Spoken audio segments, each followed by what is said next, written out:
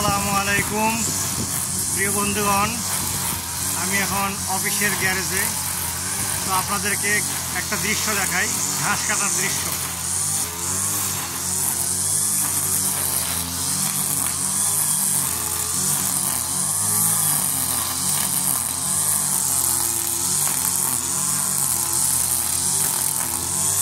দেখুন ঘাস কাটছে, কিন্তু এখানে মজার একটা বিষয় হলো এই মেশিনে কোনো ব্লেড নাই, আছে এর সাথে বিদেশি একটা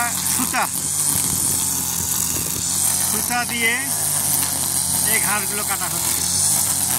তো এই বিষয়টি আপনাদেরকে জাস্ট একটু দেখাবো, তাহলেই আপনারা বুঝবেন যে মেশিনের সাথে ব্লেড না দিয়ে সুতো দিয়ে ঘাস কাটানো হচ্ছে।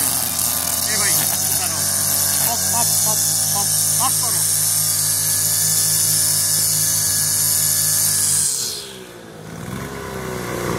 দেখুন এটি একটু দেখে নিন, কি আশ্চর্যজনক বিষয়। মানুষের মাথায় কত বুদ্ধি। এখানে কোনো চাকু নাই, ব্লেড নাই, এই সুতা দিয়ে এই ঘাসগুলো কাটা হচ্ছে। এই দৃশ্যটি দেখানোর জন্যই আমি এই ভিডিওটি করছি। তো হ্যাঁ, ভালো থেকো সবাই। দেখুন